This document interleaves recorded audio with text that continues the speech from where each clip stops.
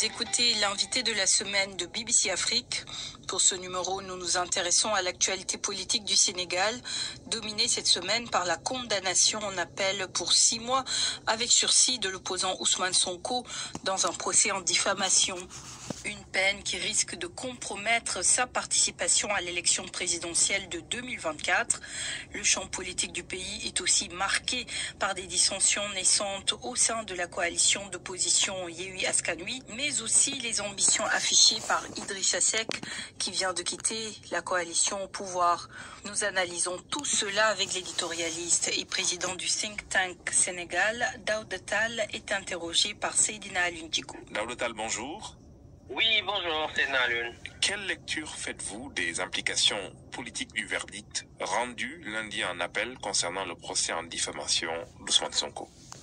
Alors, ce verdict fait appel à plusieurs observations.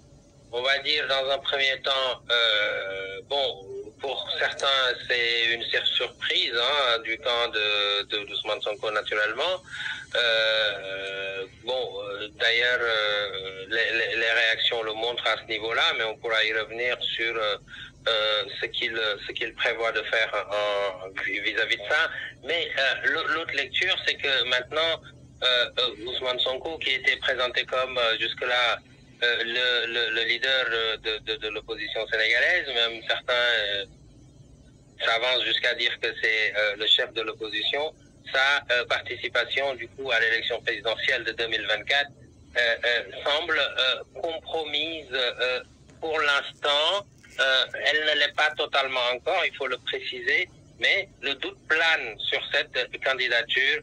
Reste à savoir maintenant s'il y aura un recours au niveau de la Cour de cassation ou pas, mais les cartes semblent être difficiles à lire, on va dire, à ce jour-là, suite à ce verdict qui laisse planer le doute sur cette candidature. La coalition Yewwi Askan Wi a affiché un soutien à Ousmane Sonko dans une manifestation vendredi, mais on note des positions divergentes dans le contexte de l'appel au dialogue du président Macky Sall. Peut-on dire que le futur de cette coalition est précaire? Oui, ce qu'il faut d'abord préciser, c'est que cette coalition est une coalition, Yewwi Askan Wi est une coalition électorale. Elle n'est pas et elle n'a jamais été une coalition, j'allais dire, politique, mais politique au sens non pas seulement électoral, justement c'est une coalition électorale, mais politique au sens des politiques publiques, au sens des programmes, au sens des valeurs politiques des uns et des autres, au sens des idéologies politiques. Voilà, donc on est en face d'une opposition qui ressemble un petit peu à ce qu'on peut appeler l'auberge espagnole, c'est-à-dire on a plusieurs sensibilités politiques, plusieurs idéologies, plusieurs parcours de leaders politiques différents, une diversité mais absolue dans de partis et de mouvements composent cette coalition Yewwi Askan Wi. Donc forcément, au-delà des élections législatives et en allant vers l'élection présidentielle, cette coalition allait de toute façon s'effriter.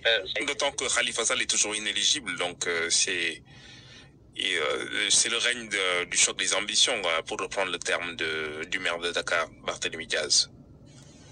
Oui, le choc des ambitions allait être là, mais le plus important, c'est de se dire quel type d'ambition. Alors, c'est là-dessus qu'il faut quand même un peu plaindre, j'allais dire, et je pèse mes mots, la classe politique sénégalaise.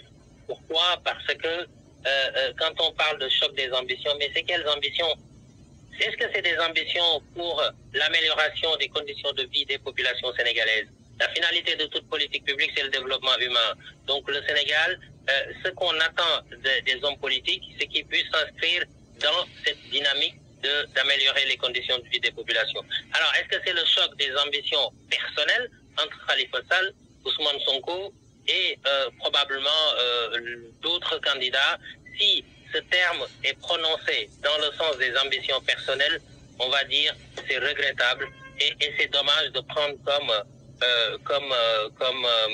comme ligne de défense, comme argument, le choc des ambitions. Voilà, quelle ambition? Donc ça, c'est à préciser et le peuple sénégalais doit exiger des précisions quant à cette situation.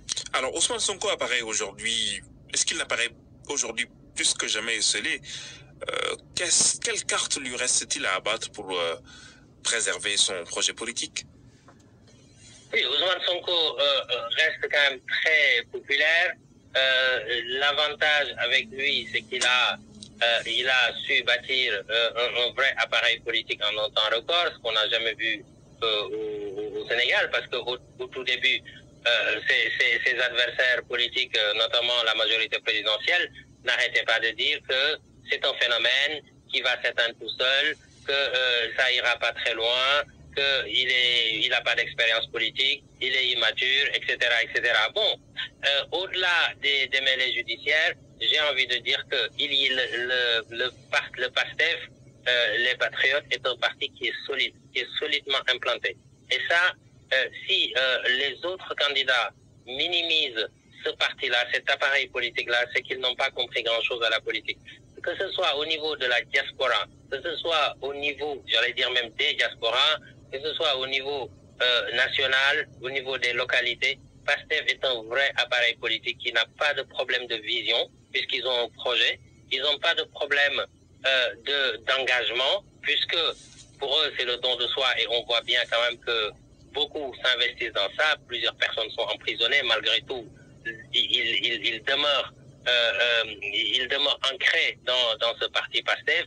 Ils n'ont pas de problème de moyens. Ils arrivent à mobiliser des moyens financiers avec une facilité déconcertante, donc qu'on n'a jamais vu dans ce pays. Et donc finalement, même si Ousmane Sonko a des problèmes au niveau judiciaire avec le doute qui plane sur sa candidature, l'appareil que représente le PASTEF reste un appareil très très très redoutable sur la scène politique sénégalaise. Alors, l'actualité politique du Sénégal est aussi incarnée par Idrissa Seck, qui a démissionné de son poste du Conseil économique, social et environnemental, et qui réclame aussi son statut de chef de l'opposition, eu égard à sa position de deuxième lors de la dernière élection présidentielle. Cette ambition ou cette volonté est-elle forcément la réalité politique actuelle? Non, c'est pas la réalité politique actuelle. Mais d'abord, ce qu'il faut préciser quand même pour ceux qui nous écoutent, et j'avais fait un peu cette analyse au tout début, mais ça semblait pas être très audible au niveau de certains.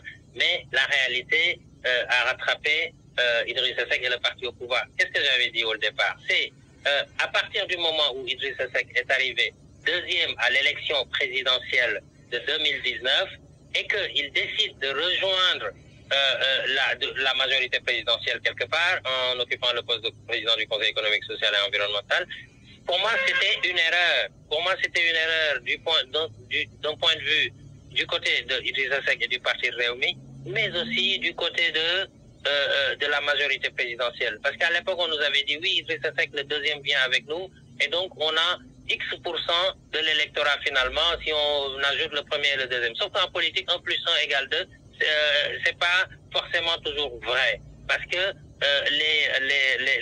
les électeurs, leur logique est difficile à cerner. Ce ne sont pas seulement ceux qui sont dans les partis politiques qui votent. Alors, et donc, le fait d'avoir rejoint la majorité présidentielle, Idrissa Seck, a laissé un boulevard qui était libre du coup. Libre pour qui? Pour principalement Ousmane Sonko. Pourquoi? Parce que s'il n'y a plus de deuxième, le troisième devient deuxième de facto. Alors, puis du président Macky Sall, est-ce qu'aujourd'hui on peut dire qu'il maîtrise l'agenda politique au vu des actes posés? La balance penche pour quelle perspective? Le président Macky Sall, non, le président Macky Sall, je pense qu'il ne maîtrise même pas totalement sa propre coalition, c'est-à-dire la coalition Benno Bokk Yakaar.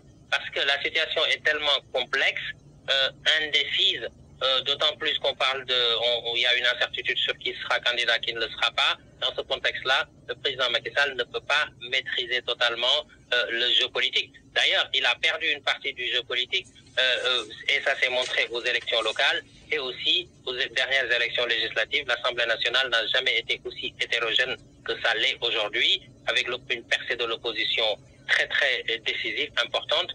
Et donc finalement, force est de constater que le président Macky Sall perd une partie du jeu politique. Il ne maîtrise pas comme il le maîtrisait au tout début. Et aussi sa coalition, c'est une coalition, la coalition Benno Bokk Yakaar. On ne connaît pas encore la position officielle du Parti socialiste. En tout cas, au sein du Parti socialiste, il y a des remous quelque part. D'autres, il y a l'absence de Amath Dansokho, l'absence de Ousmane Tanor Dieng, paix à leur âme. Et donc, c'était quand même des personnes, des leaders qui pouvaient orienter les foules vers vers une union dans le cadre de Benno Bokk Yakaar. Aujourd'hui, que reste-t-il de Benno Bokk Yakaar? Est-ce que les troupes vont être disciplinées derrière le président Macky Sall? Ou si tant est derrière un candidat qu'il aurait choisi s'il ne se présente pas, rien n'est moins sûr. Mais est-ce qu'on peut dire tout de même qu'au vu des divisions, des velléités de division affichées par la coalition Yewwi Askan Wi, qu'il réussit un tant soit peu son coup? Bon, les divisions, c'est pas très méchant, au contraire. C'est-à-dire que l'opposition ne pouvait pas avoir une seule candidature. L'éclatement peut être positif même pour l'opposition, contrairement à ce que certains peuvent penser. Moi, je crois que c'est l'éclatement des candidatures au sein de l'opposition favorise l'opposition elle-même, parce qu'il faut une diversité au premier tour et puis pourquoi pas se réunir au deuxième tour. Mais s'il y avait un seul candidat de l'opposition et un seul candidat du pouvoir en face, ce serait à l'avantage du pouvoir. Mais l'éclatement là, c'est positif et parce que les électeurs, les citoyens ont le large choix entre les hommes qui se présentent à eux. Tous ceux qui ne veulent pas le président Macky Sall ou la coalition Benno Bokk Yakaar pourront éventuellement jeter leur dévolu sur un des candidats qui est là. Donc l'offre est diversifiée, l'offre est vaste et ça avantage l'opposition au premier tour. Maintenant, il faudra fédérer au deuxième tour, s'il y a deuxième tour, de la part de l'opposition pour pouvoir répéter ce qui s'était passé éventuellement en 2012 et défaire éventuellement la coalition ou la majorité présidentielle si le peuple le veut naturellement. Alors, le Sénégal est connu pour son expérience démocratique. Cet héritage est-il parti pour être préservé durant la prochaine élection présidentielle?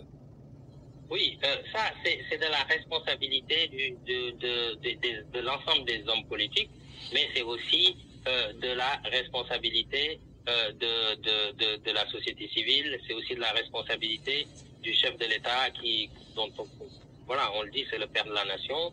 Donc quelque part, il y a de quoi s'interroger sur ce statut d'exemple de démocratie en Afrique que représente le Sénégal. Il faut absolument préserver la paix dans ce pays. Il faut absolument faire bonne figure vis-à-vis de l'international, même si ça s'est effrité quelque part cette image. Il y a eu mars 2020, il y a eu 2021 plutôt. 2021, pardon, oui. Et il y a eu aussi différents problèmes qui sont survenus. On parle du Sénégal beaucoup, non pas en bien, mais parfois en mal.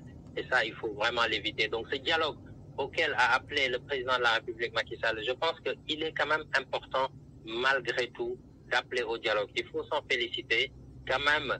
Et c'est à lui maintenant de tracer un jeu clair, de donner confiance aux acteurs qui sont là pour qu'ils le rejoignent autour d'une table pour qu'on discute d'un Sénégal commun, un et indivisible, même si toutes les expressions divergentes doivent